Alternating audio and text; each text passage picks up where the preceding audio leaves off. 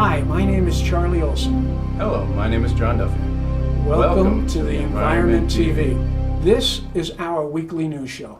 In the short time that we have with you right now. There are more environmental topics than we can cover. But we would like to touch on topics that are most interest to you. And it's possible to do that, but only if we have your help. So, if there's a particular story of interest to you, contact us. Or research and write about it. Or Skype. Or send us an audio news report from wherever you are. We hope to shed some light on many environmental issues. And hope that you can join us. So please, sit back now and watch this week's weekly news show. Thank you.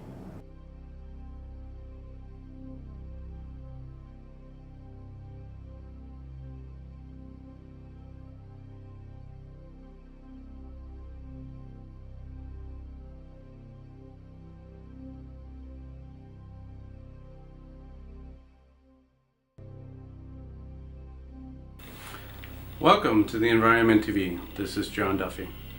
The Environment TV was in the streets over the past few weeks covering several environmental issues and events. We started off by covering an event called the Bee in New York City. This event was supposed to be hosted by Reverend Billy and the Church of Stop Shopping. Unfortunately, Reverend Billy was arrested while trying to stop the destruction of the Bendy tree. But the event did go on with an amazing performance by the Church of Stop Shopping. Next, the Environment TV was out at the People's Climate March, where some 400,000 people marched to bring attention to climate change. The Environment TV was also at Flood Wall Street, a protest designed to shut down Wall Street. Several thousand people marched from Battery Park up Broadway to Whitehall Street, where they sat down for several hours. After about 6 hours, they marched further up Broadway to about the entrance of Wall Street, where they again sat down for several hours. After about several more hours, the police moved in and arrested about 102 people who stood up to Wall Street and to climate change.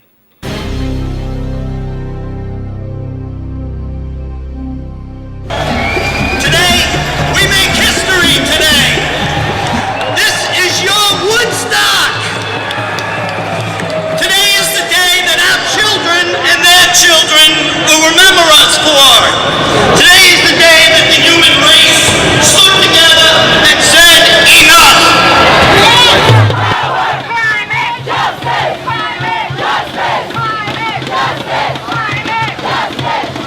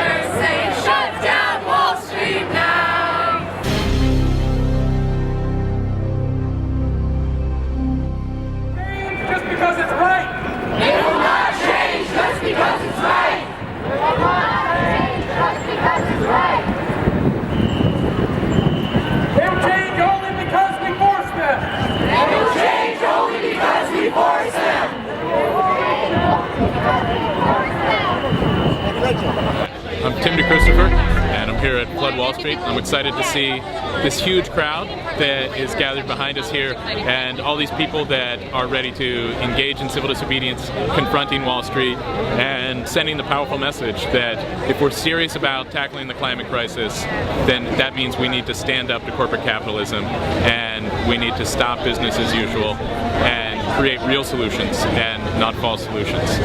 So I hope that message comes through loud and clear, and we have more actions like this moving forward.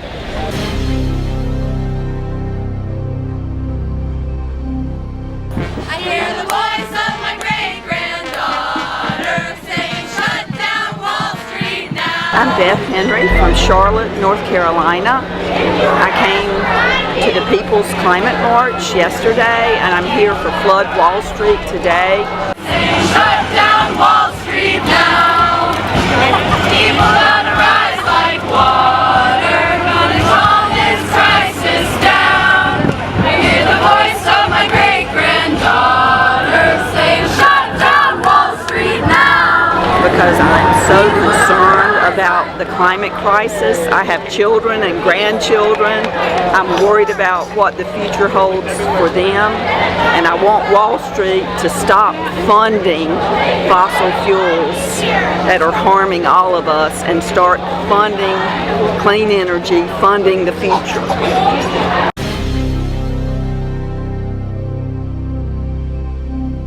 My name is Captain Planet. I'm from New Orleans, and New Orleans is about to be wiped off the map by rising seas and stronger storms, which is why I care very passionately about climate change. And I'm prepared to get arrested because the financial district is funding the climate crisis, and it's time to put an end to it. Representative John Delaney. Also $68 million. Representative Scott Beach.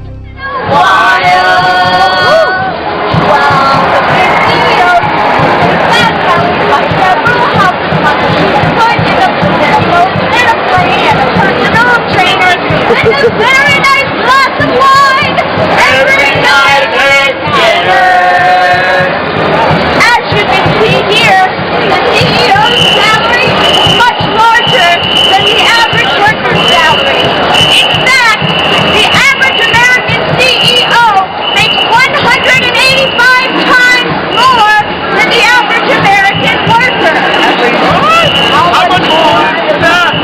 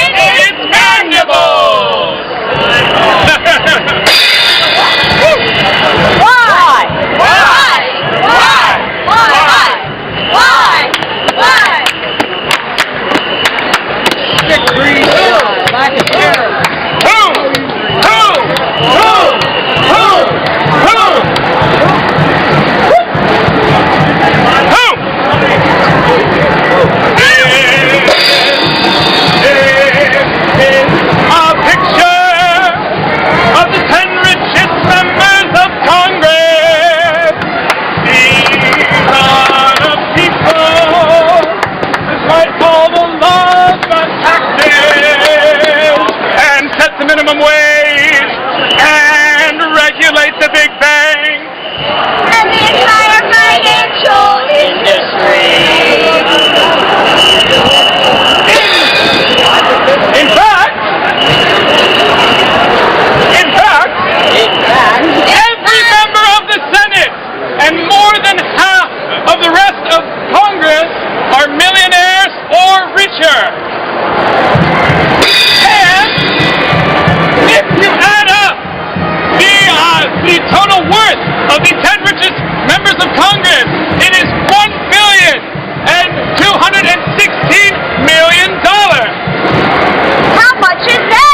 Well, if you had $1,216,000,000 in singles, you could wrap it around the world 5.5 times. 5.5 times. Okay, so who are these people? Representative Daryl Issa. $355 million. Representative Michael Dahl. $114 million. Senator Mark Warner. $96 million. Senator Rick Blumenthal. $85 million. Senator Jay Rockefeller. $83 million. Almost had fourth place. Representative Jared Collins.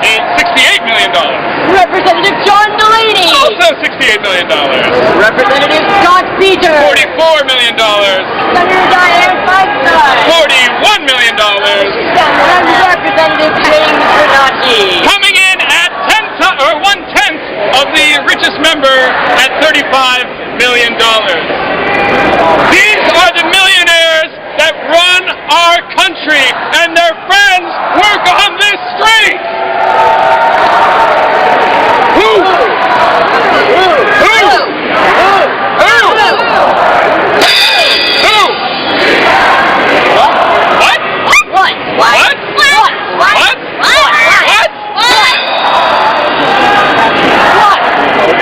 What are we supposed to do now? What do we do? What do we do now? It's up to you. Very nice. Who does not? Thanks for listening. Thanks for coming today, guys. Okay, can you tell me your name? Okay, my name is Marcus Eugene Fioravante, and I come from the great state of West Virginia. Wow. Where we are quite devastated by mountaintop removal, which is one of the reasons I'm here today. But I'm also here today performing with Bread and Puppet, which is a wonderful arts and activist group out of Glover, Vermont.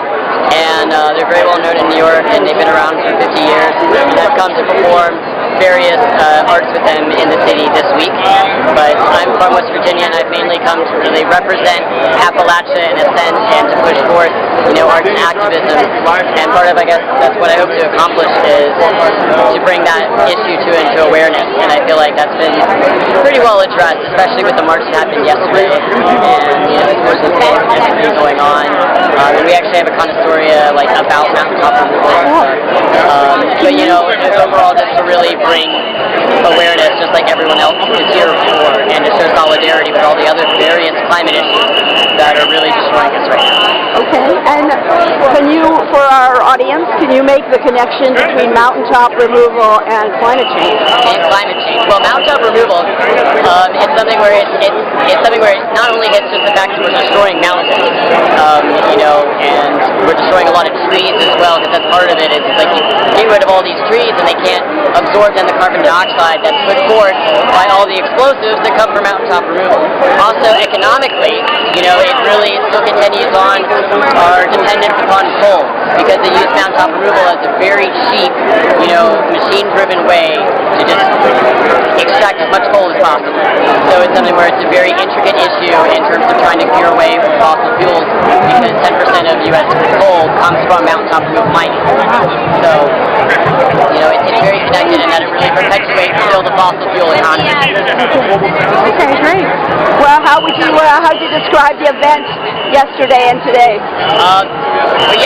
Yesterday, this has been the biggest movement that I've ever attended. I've never attended a protest this big, and it was really inspiring and amazing to see this mass amount of people really show up and to really stop the city for a day, to really show that we're all in this together, and that we're all trying to say the same thing, in a sense, various messages, the same message, the same idea. And so it was really great to just experience that, and I thought it went really well. I thought it went really well, the fact that we were able to go as far as we did.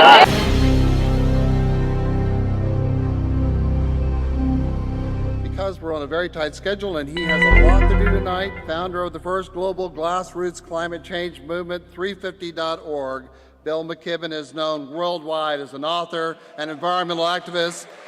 He has helped all of us to understand that 350 parts per million of CO2 in the atmosphere is the only safe and upper limit to avoiding climate tipping change, a number which we have sadly and most alarmingly passed. And with that, Bill McKibben. The thing is, when you throw a party, you never really know if anyone's going to come or not, you know.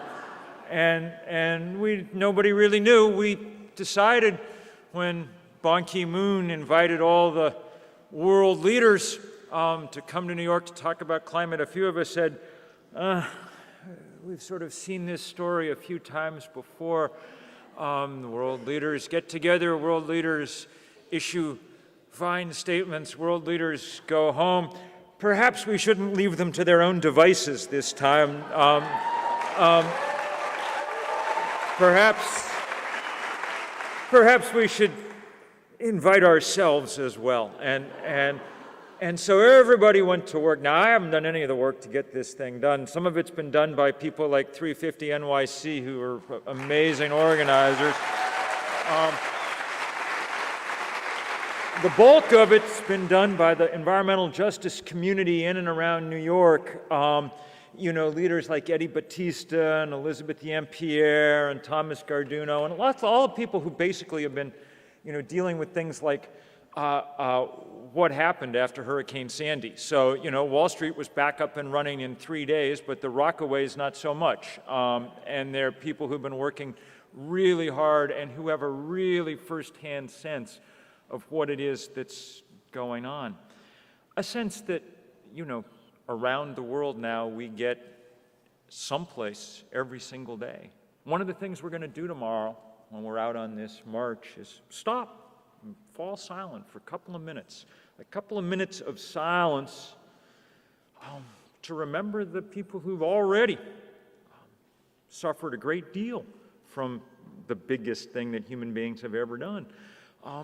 And every day now there are people around the world who fall into that category. Right now, today, metropolitan Manila is mostly underwater. They're having their 4th or 5th horrible flood in the last few years. Right now, in Kashmir in northern Pakistan, they're digging out from crazy, crazy flooding. The 4 biggest floods in Pakistani history have happened in the last 5 years. Right now, no matter where you are, there are examples close to hand. In our own country, today they're fighting 12 or 13 huge wildfires in California in the midst of the hottest year ever recorded in California, in the midst of a drought so deep that they say now, the scientists last week told us that they'd lost 63 trillion gallons of groundwater, had evaporated. It took enough weight off the crust that Sierra Nevada jumped a ½ an inch last year. The changes we're working in this world are on a huge scale. And the horrible part is, we don't need to be doing it. I mean, if we had absolutely no choice, then I don't know what we'd do. But we have every choice that there could be. Some of you opened the New York Times on Monday, I think, and saw the excellent piece about what's happening in Germany, about the fact that the Germans, the one country that have really taken this seriously, there were days this summer when 75% of their power came from solar panels within their borders. And this is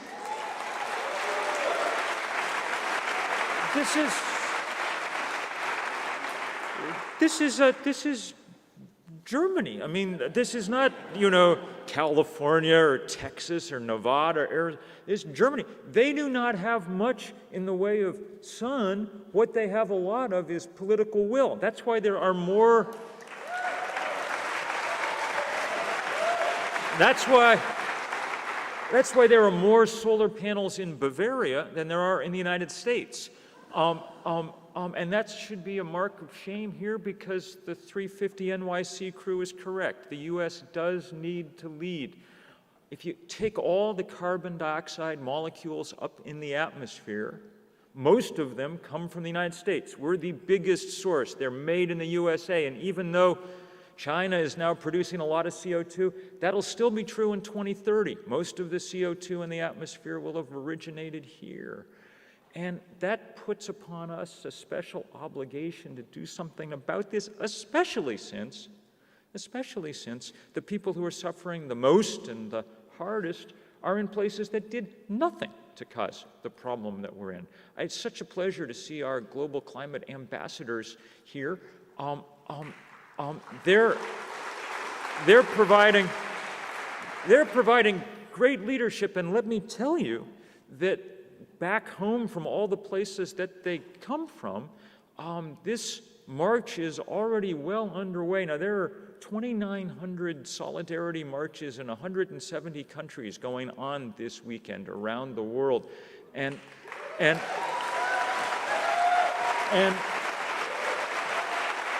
those pictures have begun to flood in. I was just looking at them on the computer, tweeting them out, and they're astonishing to see one after another. Some of them come from the places you'd expect that are wonderful, that, the places that have always done the right things, Stockholm and Oslo, where we all, Norwegians, the world would be a, better place and work correctly and so on and so forth. But most of them are coming from the places that are suffering and that are doing just amazing job. Goshen, there were huge pictures out of Istanbul and Ankara, big crowds. There were huge pictures of big rallies today in Hyderabad and Delhi, in Dhaka in Bangladesh, in some that just come in as I was coming in here were from Goma in the Congo. Now, Goma's in that district in the Congo that's just been in the center of civil war after civil war, where the worst kind of fighting and brutality and things has been going on for years now, a tough place, and that there are people there who have the energy and the spirit to be taking on this greatest of global problems should be a great inspiration to all of us. What we have that nobody else has, in a sense, is leverage, okay? If you're in the Congo, you can do the right thing and you can appeal to our conscience, but you cannot by yourself have much impact on the outcome because, there's way more money in those New York City pension funds than there is in the whole GDP of, cities and towns and places like the Congo. They cannot take a train for 10 stops and be at the center of the world's financial capital. They can't get on the Amtrak and in a couple of hours be at the headquarters of the world's sole superpower. We can do all that, and therefore we must do all that. It's both our privilege and our obligation to do those things. And so that's why it's going to be fun tomorrow. Now, we had really hoped when we announced this that this would be the biggest climate demonstration that there had yet been, and the biggest that before was, 75 or 80,000 people in Copenhagen during the last summit. We got to 100,000. Well, it's very clear now that we're going to have twice 100,000 and probably quite a bit more out there.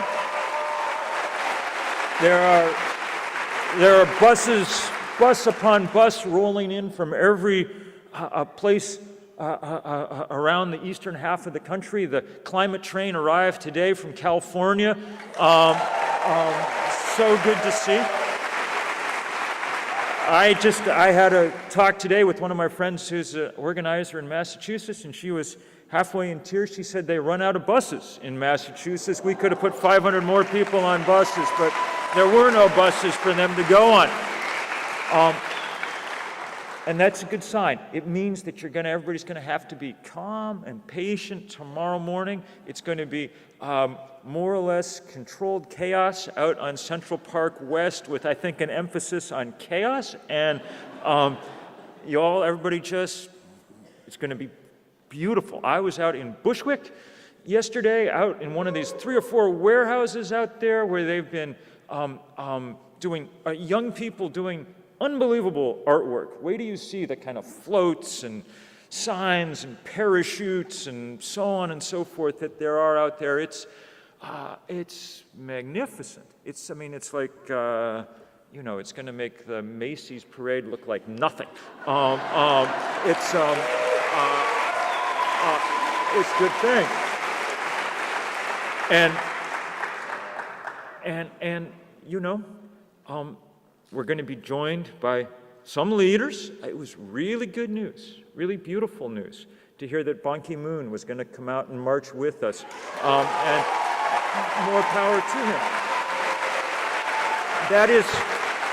That is unusual. The Times story that put it said it is not usual for the Secretary General of the UN to take part in mass public protests. So that's a sign of just how dire this situation is. Because the trouble we've seen so far comes when you increase the temperature of the Earth 1 degree Celsius. That's how much it's gone up so far. But we are on track to send that temperature up at the current sort of way of doing things, and Lester Brown will tell us more about this, but up 4 or 5 degrees in the course of this century. Celsius, that's 8 or 9 degrees Fahrenheit. If we do that, we can't have civilizations like the ones we've known. There's just no possibility. They won't be able to grow the food to support them. This is the biggest thing that human beings have ever done by far, so it demands the biggest response we can possibly get. Tomorrow is one day in the life of a movement. It does not solve this problem tomorrow, okay? Tomorrow is a day to sound the alarm. There are not going to be any speeches tomorrow, which I think is highly okay. You know, people said to me, oh, but what about, you know, like the great speech that Dr. King gave in 1963? It's like, yes, that was a good speech, and can you name any others in the years since? I think that may have been the exception that proved the rule. There won't be any speeches, but there will be noise. At 1 o'clock, I think, or thereabouts, we're going to fall silent for that couple of minutes and remember the victims of this, and then we're going to make as loud a noise as we can. If you are a trumpeter, bring your trumpet. If you are whatever thing you specialize in that's noisy, bring it with you, okay? There you go, there you go.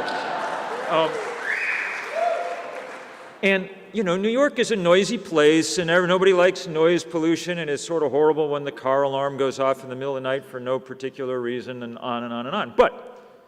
But this is not like that. This is not like the smoke alarm when the bacon is burning or whatever. This is the smoke alarm when the planet is on fire. This is the burglar alarm when someone is stealing our future, okay? And the someone that is stealing our future are those very corporations that we need to divest from. They are rogue companies. They are rogue companies that are willing to raise the sea level and turn it acid simply to make a little more money. It's a bad business decision, and it's an impossible moral decision to keep investing in them. It'll be a very good thing when we're done with that, and I think we will be soon.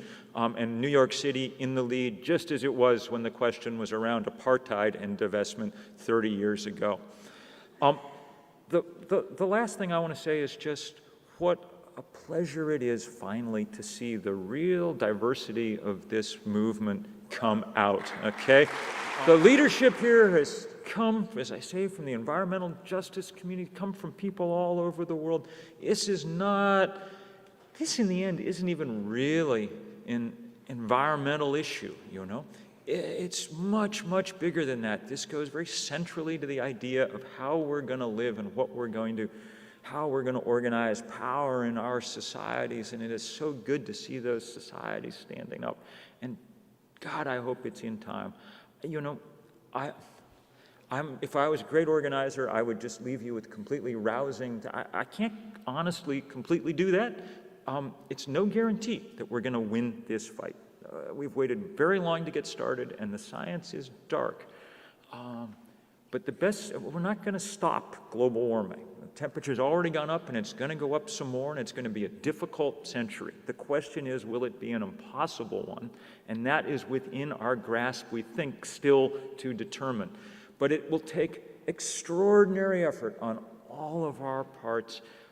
One of the things that will make that effort possible, I mean, here's the thing.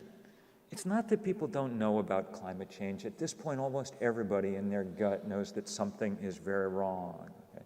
It's that it seems so big and we seem so small in its face that it's easy to just fall into a kind of despair and then not want to think about it and imagine that there's nothing that we could do to matter. And as individuals, there's really not that much at this point anymore that we can do to matter. You should definitely change your light bulbs. I have changed all my light bulbs. Sue has changed them once again. We went to compact fluorescence, and now we're on LEDs. We're just, and whenever they invent next, we will put in also. But we're not under the illusion as we do that we're solving global warming that way. At this point, we can't solve it that way. It is a structural, systemic problem rooted in the political power of the richest industry on earth and their ability to keep sensible policy from being enacted. They have all the money.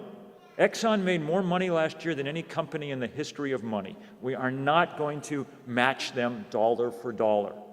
We have to find different currencies to work in, the currencies of movements, passion, spirit, creativity, warm bodies. That's our biggest function tomorrow, to be out there and demonstrating to the world just how many of us care about this issue. To tell our leaders that if they're scared of fossil fuel money, they should be scareder of us. And this is starting to happen. This is starting to happen.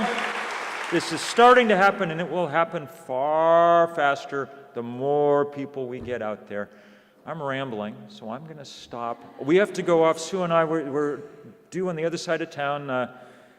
Our Vermont Senator Bernie Sanders is, we're doing a program down over there. I will give him your greetings. Tomorrow, enjoy. It's going to be a really important day, and you're going to be a really big part of it.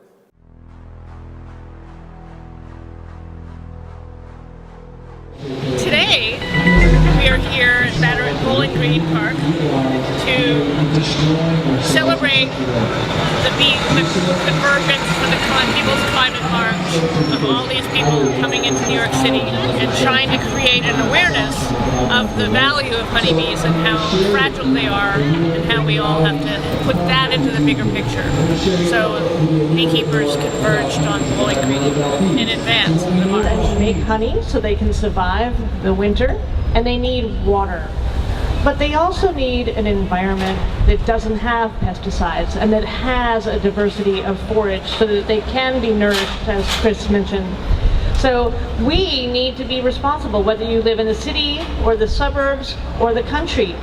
What is going on around you? What are you putting in your yard? What are you not putting in your yard? You need to be educated, because that's the only way we can keep bees healthy. And Chris mentioned that honeybees work over the course of their lives doing these things. They are selflessly working. A honeybee colony is a single organism. I'm Gray Rice. I'm Chris Harp. We're from Honeybee Lives, and we are honoring the bees by helping to keep the environment healthy and keep honeybees healthy. And we teach beekeeping in a biodynamic way in New York City and in the Hudson Valley. Bees are incredibly important to our entire environment and our world. And honeybees have evolved with plants to give us this beautiful planet, so we need to take care of them or we stop evolving. And the whole thing, it's a super organism where even the wax in the hive is part of that organism, and all the little microbes in there are part of that organism. When you disrupt that, then it all starts to collapse. So every little choice you make can help the bees. What we teach is how to take care of bees the way bees have been taking care of themselves for the past 100 million years. The focus of our work is to have people understand the needs of the bees and how to let the bees be themselves instead of putting in the implementation that humans have done to make it easier for us humans to care for the bees. We teach people how to let the bees do what they've always been doing and to help them and to protect them and to make it so they've got the resources that they need to do what they've been doing for 100 million years. And one thing that is important, or I think it's not important, but it's lovely to know, is that they finished the Honeybee Genome Project in 2006, and they found out that there are more genes devoted to communication and navigation, and fewer genes devoted to the immune system. So they have social immunity. So the whole hive is social immunity. A bee cannot live on her own at all. So what you need to think about is that we can be like honeybees and work together for the good of the whole, and we can have social immunity. We should not be able to live alone. So it's a matter of really understanding their instincts, understanding their strengths and weaknesses, and also understanding that even if you don't want to be a beekeeper, you can make a difference. It's what you choose to buy, go organic. It's what you choose to put in like plants or have convince your neighborhood, your businesses to plant good forage for honeybees and don't put pesticides in lawns. How you treat your lawn is a critical factor in the health of the honeybee. If you want a solid green lawn of just grass, you're hurting many different indigenous creatures. Instead of letting the things that they would live off of be there for them to live off. The one thing that people can do very strongly is to make it a point of being aware of the foods that they buy, the plants that they buy, the seeds that they plant also are commonly coated with these neonicotinoids, which are absolutely wiping out the bees. They're neurotoxins. They're neurotoxins. They're making it so the bees can't find their way home. They've done studies using these neonicotinoids and giving bees something that's pure, giving them things with parts per billion of the neonicotinoids in it, filming the bees. Bees that got good substance flew out and went to their flowers and came back and did the waggle dance, and everybody went out there and it was cohesive. Everything worked fine. They filmed the same bees that ate the neonicotinoids, and they just kind of wandered around the property and didn't have a destination to go to, and many of them couldn't find their way back to the hive they left out of in the first place. This has been documented. However, Monsanto and Syngenta will still deny that there's any effect on the bees. We've got documentation of the harm that it's causing the bees. And actually, even I know the GMO products are really a big issue, but if they actually, as Chris would quite often cites, they actually put the gene of a trout into a tomato so that it is redder and firmer longer on the shelf. Well, there's something terribly wrong with that, because honeybees go around and they take the pollen from plants and they feed it to their babies. That's the protein of the hive. So when you have pollen that has actually got somehow the gene of a trout in it, something's wrong with this picture. Like there's a certain breaking point, and we've found that there's a breaking point. And one of the things, I love almonds, but I have a hard time eating almonds because 2/3 of all the commercial bees in America go to the almond bloom. And because there is nothing else there, they spray Roundup, they kill anything that isn't almonds. The almond blossom has no protein, so the bees have no real nutritional value when they're growing up. There's no nectar. You've never heard of almond honey. There's no such thing. They feed them high fructose corn syrup and wonder why. And then there's all the truck mix of pesticides and fungicides that they spray on these crops, and that is California's largest agricultural. While the bees are there, they spray it's California's largest agricultural crop. So the amount of money is outrageous that's going to be spent. So they don't really give a crap about the bees. So they spray and then wonder why there's a problem.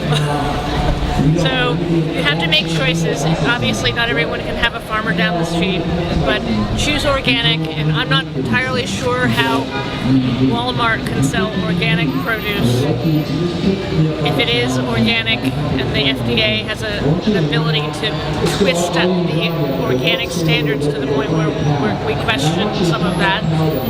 It is still a monocrop environment if it is done in a large way. So try to educate yourself on what you're eating, what you're spending your money on. Try to encourage your businesses, as I was saying, to plant good forage, or your town to plant good trees for honeybees, and do what you can and it's always good to know the difference between a yellow bee and a honeybee. Sorry, I can't even say it. A honeybee and a yellow jacket. Educate yourself, because a honeybee will die when she stings you and is genetically predisposed not to do so. Honeybees have no yellow on them at all. I always get calls about, I've got bees in my house. But that's whatever. But anyway, honeybees have no yellow on them. They have orange and black, or cardboard and black. There's no yellow on them. Well, this is commercialism. Yeah, I mean, this is what we've been fed. This is like these colors, the Haagen-Dazs. These colors are not on a honeybee. The black is. That's it. Thank you. Thank you. Because you and me and we are the great mystery. Honeybee-luya!